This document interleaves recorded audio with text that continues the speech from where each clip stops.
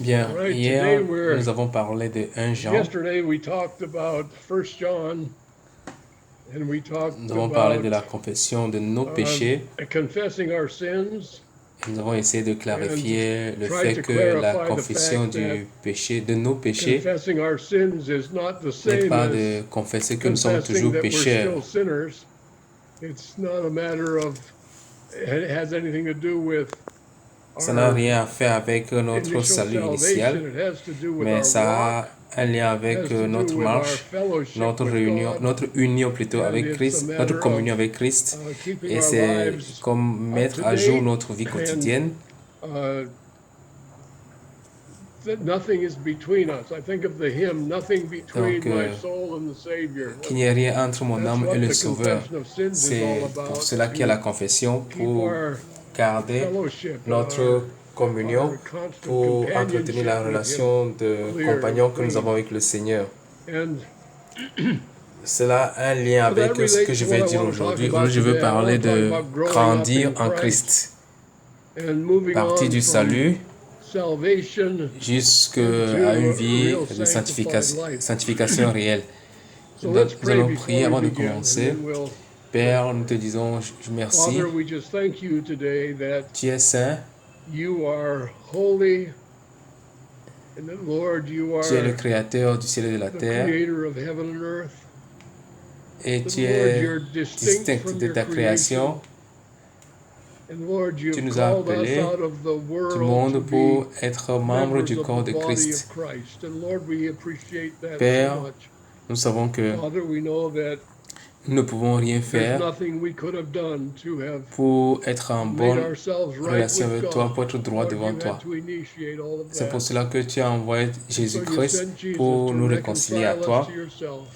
Nous And espérons Lord, de as we toi look to you que today, tu, Father, I'm very much aware that vas nous we, in parler our human aujourd'hui. ability, Nous, are notre habileté inadequate, humaine Lord, n'est to pas talk about à your mesure de glory and parler de about toi.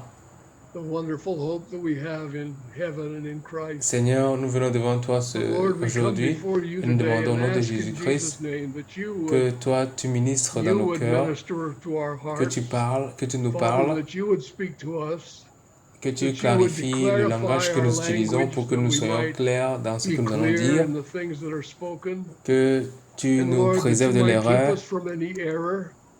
Lord, that we might not plant que tares afin que nous rather ne than wheat, Father. semions But pas Lord, we would les vrais à ask la you place de la today bonne to graine. just control everything that's said in this Nous hour. demandons que And we que ask tu you, Lord, ministres to notre minister cœur to au nom us du Seigneur together in Jésus-Christ. Jesus' Amen. name. Amen.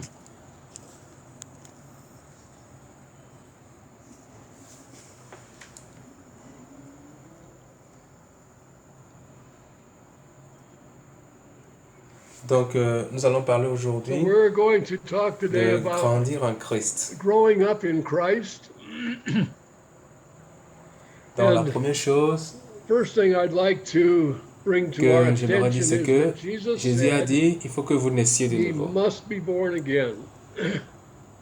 And Il there n'y a is pas d'autre no moyen other d'entrer way dans into le the royaume des kingdom of cieux. God. We can't join the Beaucoup de church. gens So many people se joignent à une join église, a church ils pensent que thinking juste that aller à they're l'église, getting ils vont into entrer dans the le royaume des kingdom of cieux, God. mais il n'y a aucun And moyen. there's no Nous ne way that pouvons we pas can volontairement faire partie de voluntarily l'église. join up. We can't do that. C'est le Seigneur qui nous The appelle, Lord c'est lui qui nous calls convainc. us. The Lord convicts us.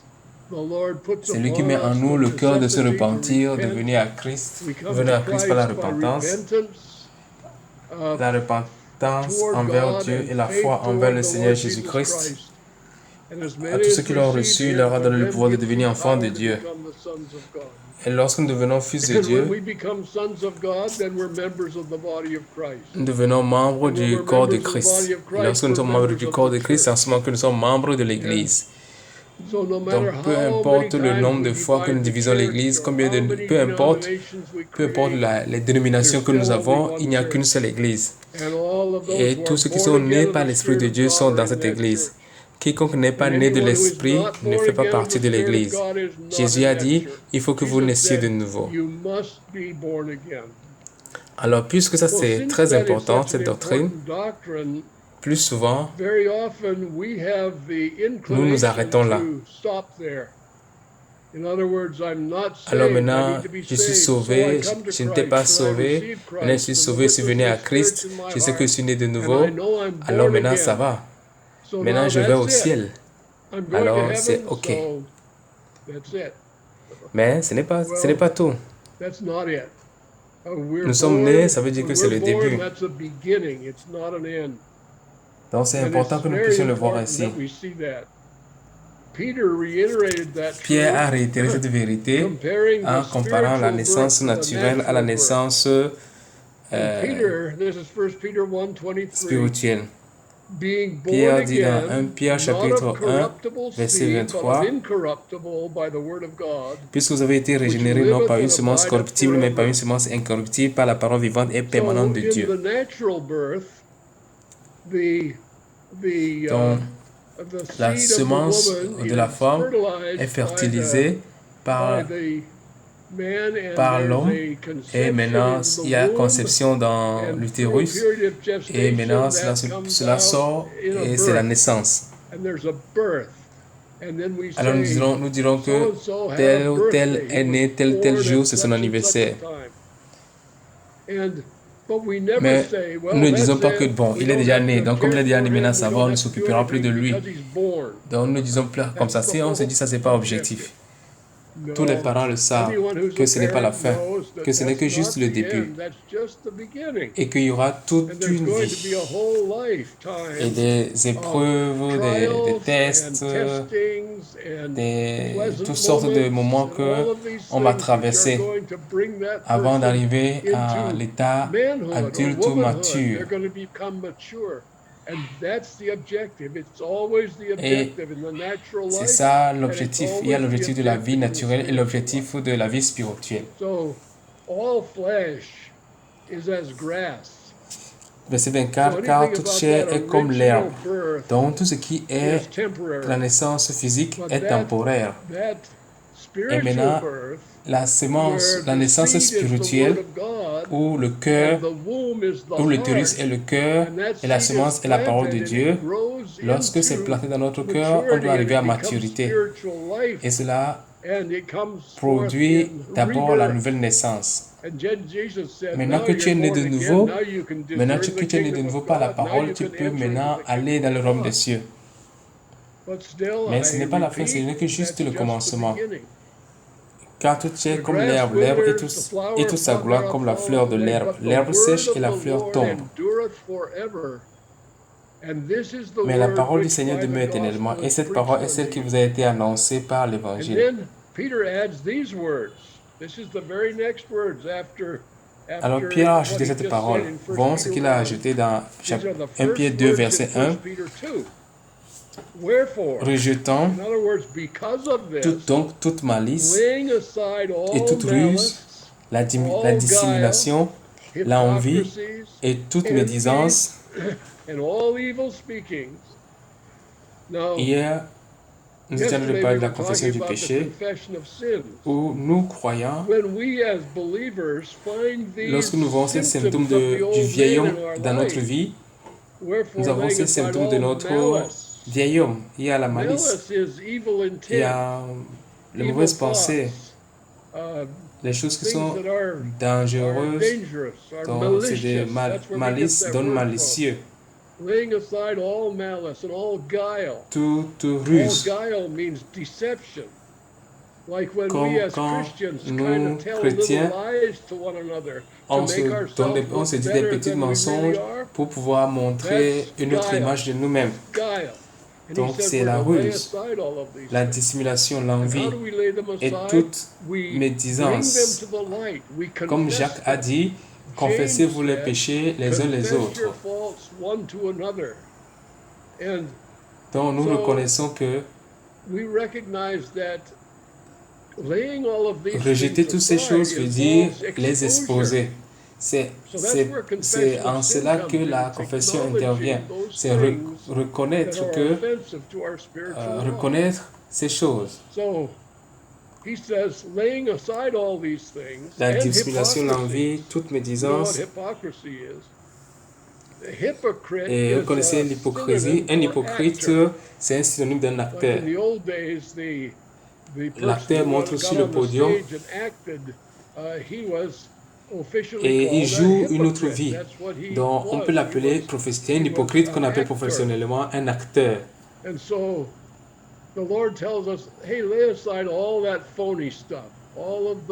Donc toutes ces choses qui sont hypocrites, la meilleure façon de se débarrasser de toutes ces choses, c'est la meilleure façon de les rejeter, c'est de les dévoiler. Nous les dévoilons aux frères, ces choses que nous remarquons en nous, nous confessons cela aux frères. Si nous dévoilons ça, ça veut dire que nous voulons les rejeter. Donc, rejetant toute malice, toute ruse, la dissimulation, l'hypocrisie, l'envie et toute médisance. Alors maintenant, désirez comme des enfants nouveau-nés le lait spirituel et pur. Pourquoi? Afin que par lui vous croissiez pour le salut.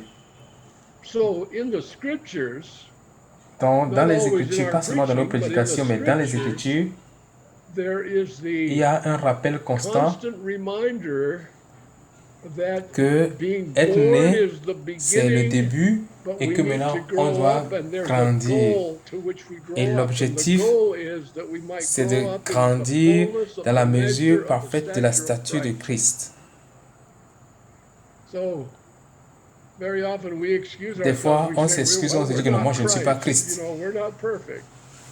Mais Christ est en nous. Et la vie que nous vivons maintenant, c'est la vie de Christ.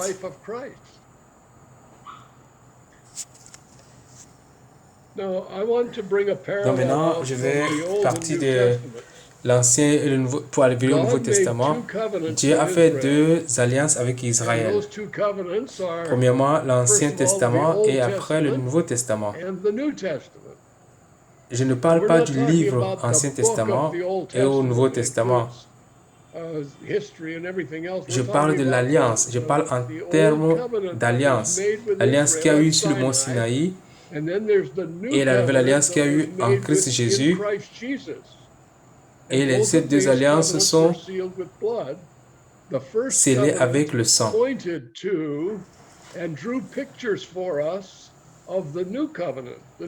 L'Ancien Testament est l'ombre du Nouveau Testament. L'Ancien Testament révèle le Nouveau Testament, bien indique le Nouveau Testament.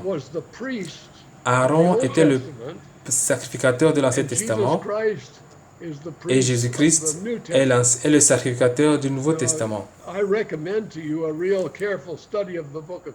Je vous recommande d'étudier avec attention le livre des Hébreux. Et si vous lisez le livre des Hébreux, vous verrez la transition entre l'Ancienne Alliance, la transition partant de l'Ancienne Alliance pour la Nouvelle Alliance. Et Hébreu est très clair et nous permet de comprendre la différence entre l'Ancien et le Nouveau Testament et la transition. Donc l'Ancien Testament est l'image du Nouveau Testament et Aaron qui était le sacrificateur, souverain sacrificateur, était aussi l'image de Jésus-Christ. Et les fils d'Aaron sont l'image de l'Église, si peut dire ainsi, des fils de Jésus-Christ. Exode chapitre 28, verset 1. Exode chapitre 28, verset 1. Si vous lisez Exode, à partir du chapitre 20 jusqu'à la fin, à partir du chapitre 25, vous lisez l'histoire du tabernacle et vous verrez que tout ce qui est décrit là-bas est l'image de Jésus-Christ. Et dans le chapitre 28, verset 1, fais approcher de toi Aaron, ton frère, et ses fils, et prends-les parmi les enfants d'Israël pour les consacrer à mon service dans le sacerdoce. Aaron et les fils d'Aaron, Nadab, Abihu, Éléazar et Ithamar. Tu feras à Aaron, ton frère, des vêtements sacrés pour marquer sa dignité et pour lui servir de parure. Les vêtements du sacrificateur représentent la justice. Dans Apocalypse, on voit que les saints portent la robe, les vêtements de la justice. And the sons of Aaron had similar garments made. And donc Aaron a un vêtement spécial, ses fils aussi ont un vêtement spécial. Dans le chapitre 29, verset 4, tu feras avancer Aaron et ses fils vers l'entrée de la tente d'assignation et tu les laveras avec de l'eau. Tu prendras les vêtements, tu revêtiras Aaron de la tunique, de la robe, de l'éphod, et du pectoral, et tu mettras sur lui la ceinture de l'éphod. Donc, Aaron doit porter le vêtement.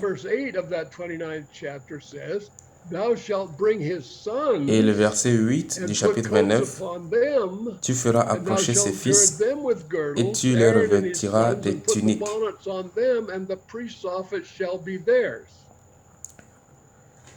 Okay, now we recognize in the rest of that, in the details of that chapter that are not written here, that they were washed also. Dans le reste de ce chapitre, nous verrons que même les fils seront aussi lavés et vont porter la tunique et les vêtements sacrés. Ça, c'est l'image de l'Ancien Testament qui est l'ombre du Nouveau Testament qui parle du chrétien du Nouveau Testament. Maintenant, dans Matthieu chapitre 3, verset 13, alors Jésus vint de la Galilée au Jourdain vers Jean pour être baptisé par lui. Mais Jean s'y opposait en disant, c'est moi qui ai besoin d'être baptisé par toi, et tu viens à moi? Et Jésus lui répondit, laisse faire maintenant, car il est convenable que nous accomplissions ainsi tout ce qui est juste. Et j'ai écouté plusieurs fois que des gens interprétaient ceci en disant que Jésus s'est fait baptiser juste pour nous donner l'exemple pour qu'on se baptise aussi. Mais je ne crois pas que ce soit exactement ça. Pourquoi? Parce que Jésus a dit, laisse faire maintenant afin que nous accomplissions ainsi tout ce qui est juste. Tout ce qui est juste, c'est tout ce qui est donné dans l'Ancien Testament comme image qui doivent être accomplies. Quand Jésus est venu se faire baptiser, Jean apparemment a eu les mêmes questions que moi aussi je me suis posé. Pourquoi Jésus vient pour être baptisé? Il n'a pas commis de péché. Si le baptême était lié à la purification du péché, au lavage du péché, pourquoi Jésus serait donc venu? Pendant longtemps, j'y ai réfléchi jusqu'au moment où j'ai commencé par voir l'image du tabernacle et l'image de l'Ancien Testament des sacrificateurs. Et ce que j'ai pu réaliser, c'est que Aaron est le sacrificateur qui, dans le livre des Hébreux, est le type de Jésus-Christ. Aaron était le sacrificateur de l'Ancienne Alliance et Moïse était le premier prophète pour Israël après leur captivité en Égypte. Et Moïse est celui-là qui est venu, qui a baptisé, lavé Aaron et l'a revêtu de l'habit de sacrificateur. Et quand Jésus est venu vers Jean-Baptiste, il est venu vers ce Lévite. Jean-Baptiste est Lévite comme Moïse. Et Jésus est venu. Il a dit, ok, lave-moi. Donc, il a été lavé dans le Jourdain. Et dès qu'il est sorti de l'eau, voici ce qui s'est passé. Dans le verset 16, dès que Jésus eut été baptisé, il sortit de l'eau. Et voici les cieux s'ouvrirent, et il vit l'Esprit de Dieu descendre comme une colombe et venir sur lui. Ah, maintenant je vois l'image. Jésus était en train d'accomplir l'image, l'ombre de l'Ancien Testament. Et lorsqu'il est sorti de l'eau, l'Esprit de Dieu est descendu sur lui, l'a équipé, l'a oint pour son ministère. C'est le début, cela marque le début de son ministère. Donc, il n'a pas revêtu un habit physique, un habit visible, mais il a revêtu un habit spirituel. Et c'est cet habit spirituel que Jésus a porté. Et il a commencé son ministère et une voix a dit, voici mon fils bien-aimé, à qui j'ai mis toute mon affection.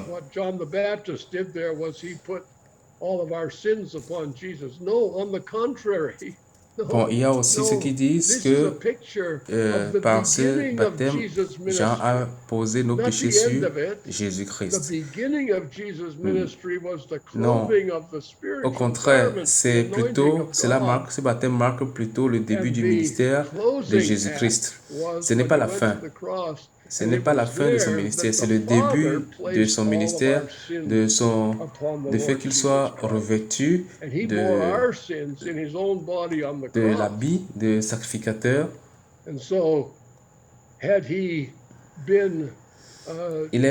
Et lorsqu'il est parti sur la croix, c'est là que le Père a placé sur lui tous nos péchés. Il a porté lui-même en son corps nos péchés sur la croix.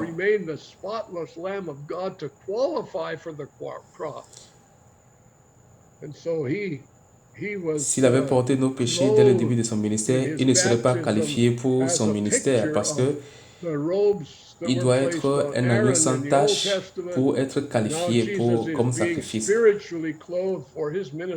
Donc, il a été revêtu dans son baptême comme cette image de Aaron de l'Ancien Testament qui porte l'habit pour la sacrificature. Donc, c'est ce qui lui est arrivé, c'est ce qui s'est passé. Et maintenant, Jean-Baptiste dit, il faut que je diminue, il faut qu'il croisse. Donc, nous voyons le départ de l'Ancien Testament, de l'Ancienne Alliance, et la Nouvelle Alliance qui vient avec Jésus-Christ comme souverain sacrificateur. Et maintenant, la commission que Jésus a donnée, c'est que dans Matthieu 28, verset 19, allez, faites de toutes les nations des disciples, les baptisant au nom du Père, du Fils et du Saint-Esprit, et enseignez-leur à observer tout ce que je vous ai prescrit. Voici, je suis avec vous tous les jours jusqu'à la fin du monde. Donc, il a dit quoi? Allez, faites de toutes les nations des disciples, les baptisant au nom du Père, du Fils et du Saint-Esprit.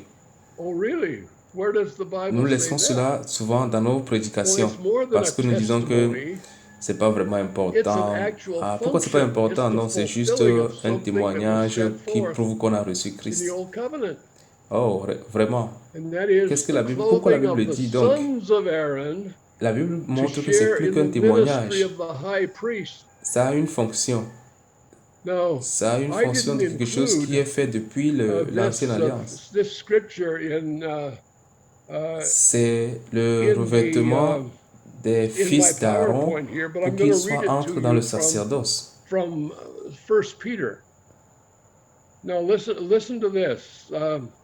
Il y a cette écriture, ce passage biblique que je n'ai pas mis dans mon PowerPoint. Mais je vais vous lire ce passage, c'est dans 1 Pierre, 1 Pierre chapitre 2.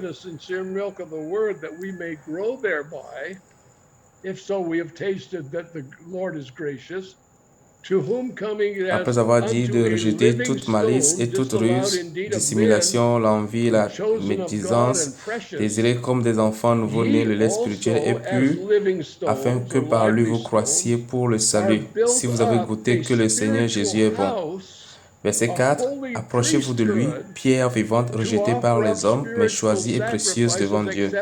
Et vous-même, comme des pierres vivantes, édifiez-vous pour former une maison spirituelle, un saint sacerdoce, afin d'offrir des victimes spirituelles agréables à Dieu par Jésus-Christ. Donc nous sommes le sacerdoce spirituel comme les fils d'Aaron. Et il dit, Jésus-Christ est une pierre angulaire, choisie, précieuse, et celui qui croit en lui ne sera point confus. Et suivez bien les saints, au verset 9, il dit, vous, il parle de nous, vous au contraire, vous êtes une race élue, un sacerdoce royal, une nation sainte, un peuple acquis, afin que vous annonciez les vertus de celui qui vous a appelé des ténèbres à son admirable lumière. Alors qu'est-ce qu'il est en train de nous dire ici? Que Jésus-Christ est le souverain sacrificateur et nous sommes une race élue, un sacerdoce royal, comparable au fils d'Aaron dans l'Ancien Testament. Et donc nous entrons dans ce sacerdoce et nous aussi, nous avons été revêtus des vêtements spirituels.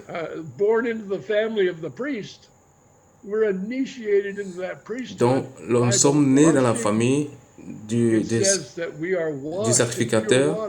Et nous sommes initiés dans cette famille, si je peux dire ainsi, par ce lavage.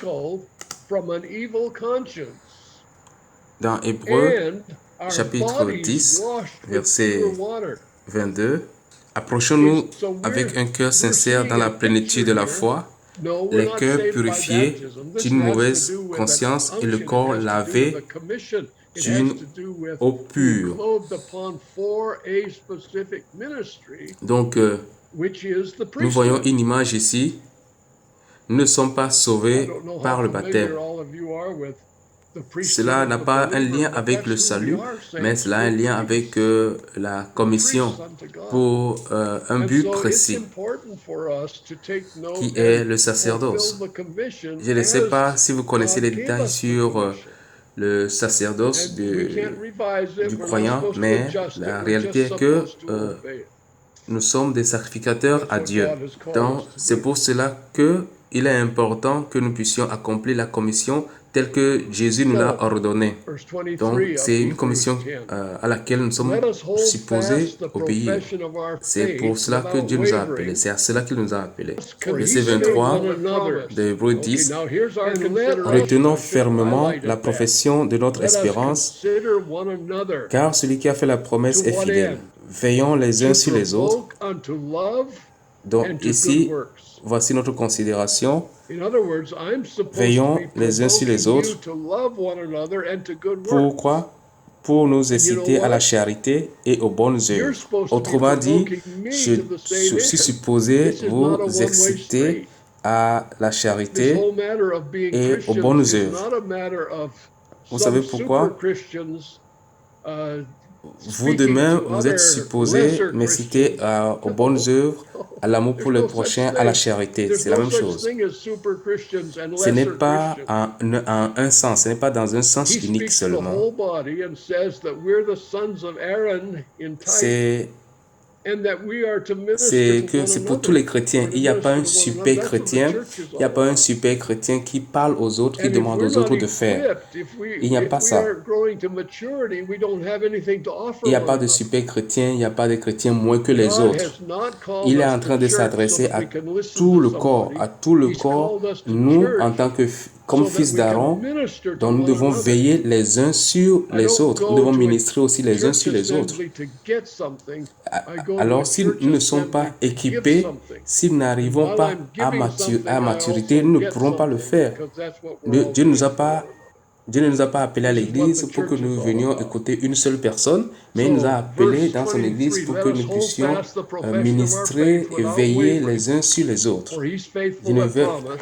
Je ne vais pas dans une assemblée pour juste recevoir quelque chose. Je vais dans une assemblée pour donner quelque chose. Donc, au moment où je suis en train de donner, je reçois aussi. Et c'est tout cela qui forme l'Église. Donc, verset 23, « Retenons fermement la profession de notre espérance, car celui qui a fait la promesse est fidèle. Veillons les uns sur les autres pour nous exciter à la charité et aux bonnes œuvres. N'abandonnons pas notre assemblée comme c'est la coutume de quelques-uns, mais exhortons-nous réciproquement, et cela d'autant plus que vous voyez s'approcher le jour. » Donc, nous devons nous exhorter les uns les autres. Maintenant, nous devons nous débarrasser du vieil homme et porter le nouvel homme. Donc, maintenant que nous sommes nés de nouveau, si nous considérons que nous sommes parfaits et qu'après notre nouvelle naissance, il n'y a plus rien à faire, dans ce cas, pourquoi Dieu continuerait-il de parler aux croyants? Pourquoi est-ce qu'il nous demanderait de porter, de nous vêtir du nouvel homme? Ça veut dire qu'il y a quelque chose pour nous à faire. Là, allons dans Éphésiens chapitre 4, verset 22, « Eu égard à votre vue passée du vieil homme qui se corrompt par les convoitises trompeuses, donc bien que je sois un chrétien né de nouveau, j'ai le vieil homme qui est toujours corrompu, à être renouvelé dans l'esprit de votre intelligence et à revêtir l'homme nouveau, créé selon Dieu, dans une justice et une sainteté que produit la vérité. » Donc, la justice a une sainteté. Il y a aussi la fausse sainteté. La sainteté, c'est être séparé, être mis à part pour un but. Mais aujourd'hui, on voit des gens qui sont sanctifiés pour autre chose en dehors de Jésus-Christ. Ils sont mis à part pour un autre objectif. Ils ont un autre centre en dehors de Jésus. Alors que Dieu nous a fait entrer dans la justice pour la vraie sainteté. Hier nuit, on a eu un groupe d'entretien et un groupe d'études bibliques et nous étions en train de parler de la différence entre la justice et la sainteté et la morale. Le mot m'a échappé un peu. Donc nous avons discuté par rapport à la différence entre la justice, la sanctification et la morale. Et nous avons vu que la religion enseigne seulement la morale. La religion établit une vie morale et non une vie juste.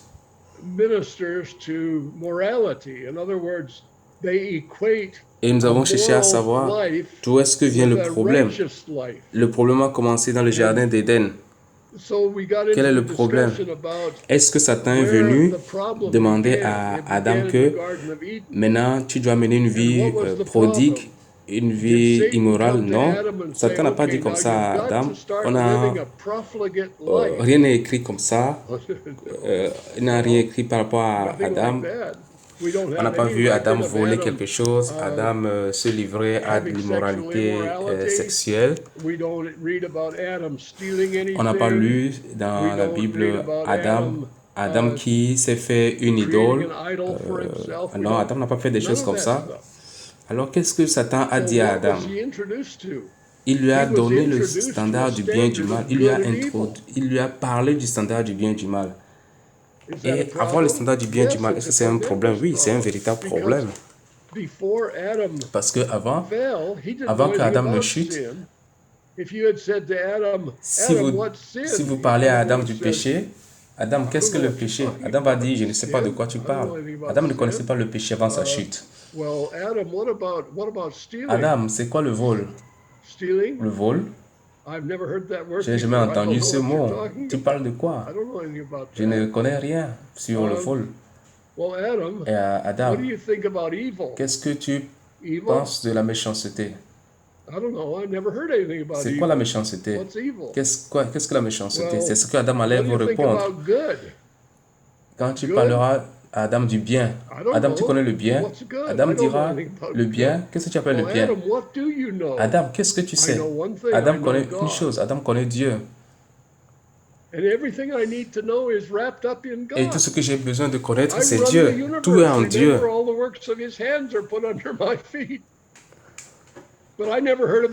Donc Adam ne connaissait pas le bien et le mal. Ce que Adam connaît, c'est Dieu et faire ce que Dieu lui demande de faire.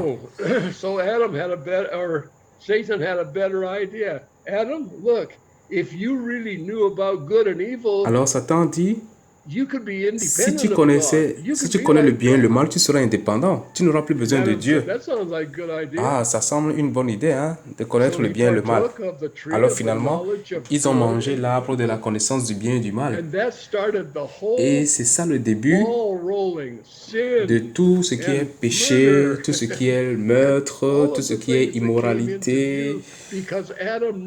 Parce que maintenant, Adam connaît le bien et le mal. Donc, les saints, la justice n'a rien à faire avec le bien et le mal. La justice, c'est la volonté de Dieu. Donc, ce n'est pas est-ce que ceci est bien, ceci est mal. Non. La justice, c'est la volonté de Dieu. Comment est-ce que je peux le savoir? Le seul moyen de le savoir, c'est lorsque je marche en communion avec Dieu, je peux écouter la voix du Saint-Esprit et la voix du Saint-Esprit me dira, voici sa volonté, voici le chemin, marchez-y. Donc, le vieil homme,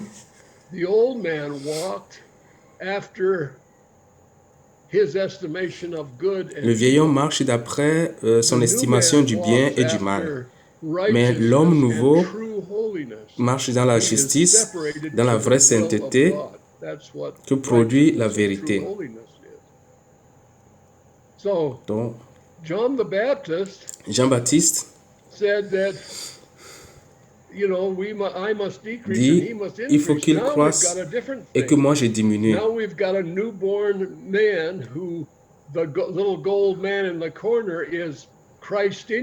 Donc maintenant, nous avons un nouvel homme et le nouvel homme, c'est Christ en nous. Le grand homme que vous voyez sur l'écran, c'est le vieil homme. Donc, voici ce que nous voulons voir se passer. Nous voulons grandir et laisser le vieil homme diminuer. Grandir à l'image de Christ, qui est la gloire de Dieu. Donc, nous voulons nous débarrasser du vieil homme et porter l'homme nouveau. Maintenant, dans Éphésiens 4, verset 1, je vous exhorte donc, moi, le prisonnier dans le Seigneur, à marcher d'une manière digne de la vocation qui vous a été adressée.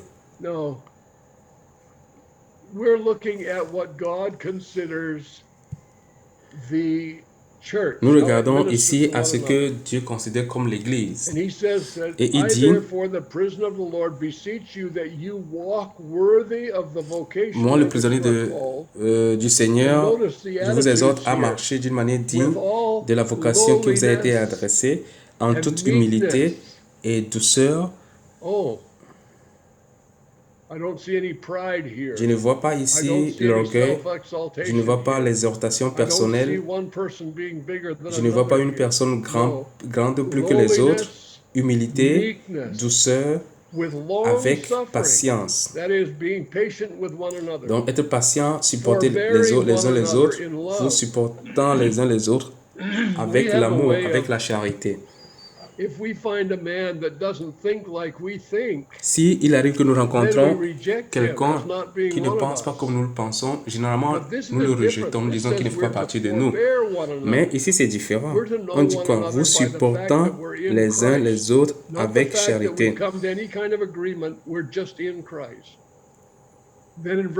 Donc, nous nous acceptons pas parce que nous sommes d'accord sur tous les points, mais juste parce que nous sommes en Christ. Verset 3 dit, vous efforçant de conserver l'unité de l'esprit par le lien de la paix. C'est quelque chose que nous devons garder, que nous devons obtenir. Parce que lorsque nous sommes venus à Christ, lorsque nous venons à Christ, au début, nous avons l'unité de l'esprit. Parce qu'il n'y a qu'un seul esprit. Il est dit quoi? Il y a un seul corps, un seul Seigneur, un seul esprit. Il y a un Seigneur. Verset 5. Il y a un seul Seigneur, une seule foi, un seul baptême, un seul Dieu et Père de tous, qui est au-dessus de tous, et parmi tous et en tous. Mais à chacun de nous, la grâce a été donnée selon la mesure du don de Christ. C'est pourquoi il est dit, étant monté en haut, il a emmené les captifs et il a fait des dons aux hommes. Et il a donné aux uns, verset 11, il a donné les uns comme apôtres, les autres comme prophètes, les autres comme évangélistes, les autres comme pasteurs et docteurs. Pourquoi? Pour le perfectionnement des saints en vue de l'œuvre du ministère et de l'édification du corps de Christ.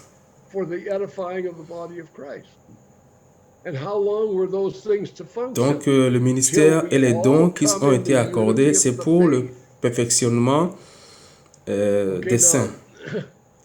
Et jusqu'à quand est-ce que cela va fonctionner? Verset 14, afin que nous soyons tous parvenus à l'unité. J'aimerais que vous pensiez à ceci, c'est important. Dans notre monde aujourd'hui séparé par les dénominations, nous pensons que l'unité de la foi, c'est lorsque nous sommes d'accord les uns avec les autres. Ce n'est pas ça l'unité de la foi. On ne peut pas savoir si nous sommes dans l'unité de la foi jusqu'à ce que nous soyons en désaccord. C'est ça la preuve, c'est ça l'évidence, c'est ça le test de l'unité de la foi. Donc lorsque nous avons l'unité de l'esprit, nous restons ensemble, nous restons soudés, nous nous supportons les uns les autres. Et la seule raison pour laquelle, bien que nous soyons ensemble, nous avons des différences les uns avec les autres, c'est parce que nous ne connaissons pas tout. Une personne ne connaît pas toutes choses. Vous connaissez A, B, C, et moi je connais X, Y, Z.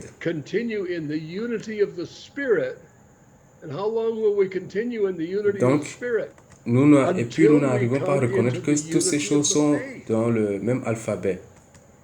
Alors nous disons non, toi tu as tort.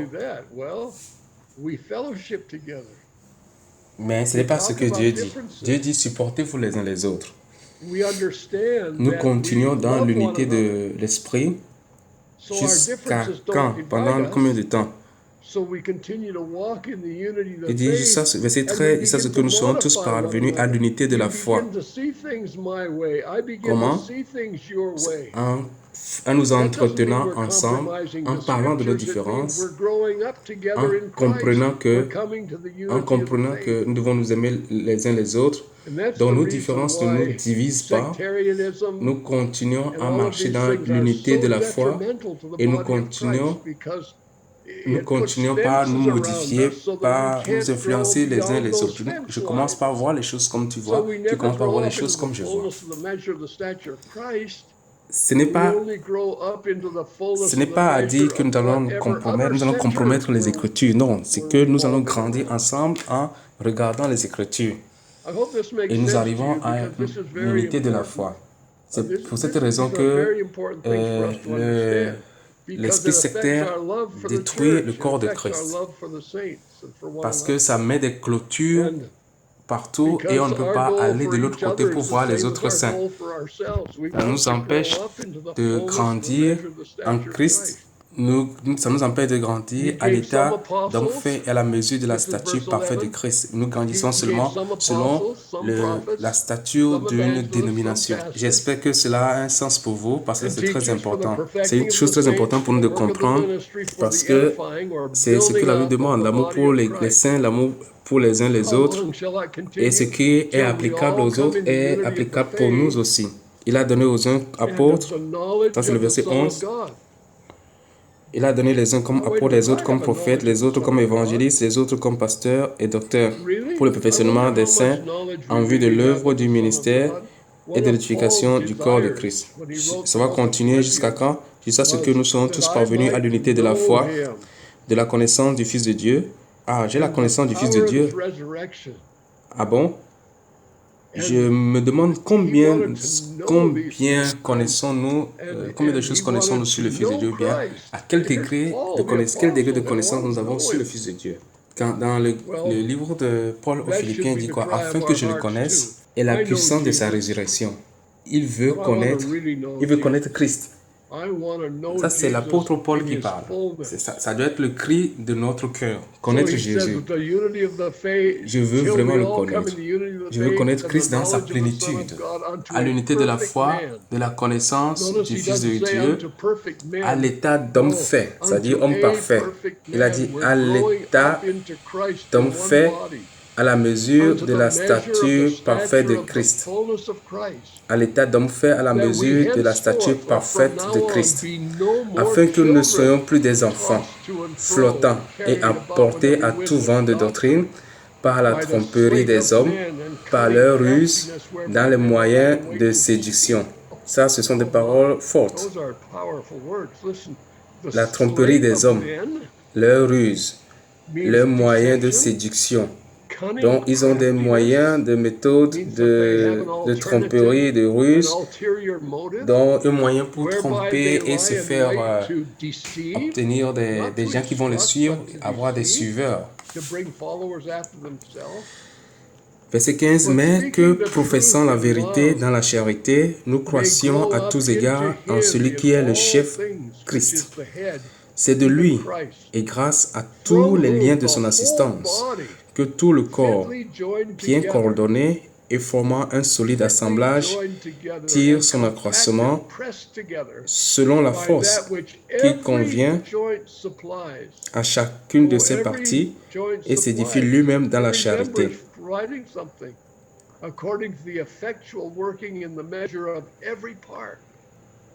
Makes increase of the body unto the edifying of itself in love. Donc, le corps est construit en nombre et le corps est construit en esprit, spirituellement. Donc, nous devons reconnaître que le fait que nous sommes nés de nouveau, ce n'est qu'une petite partie du début de notre vie en Christ. Il veut qu'on grandisse à la mesure de la stature parfaite de Christ.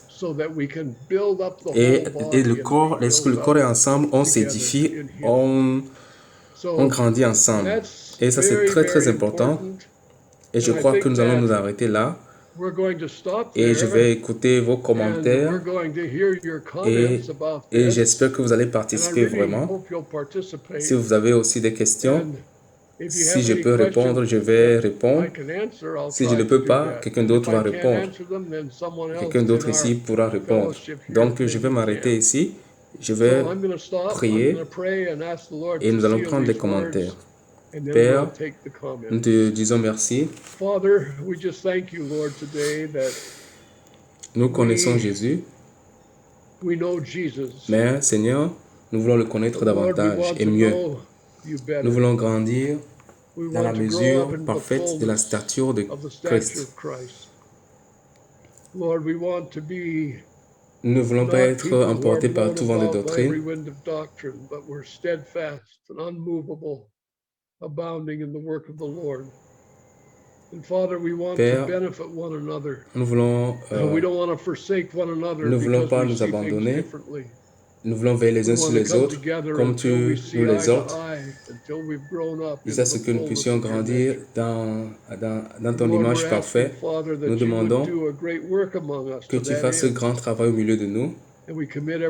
Nous confions tout ce que nous venons de dire entre tes mains, au nom de Jésus-Christ. Amen.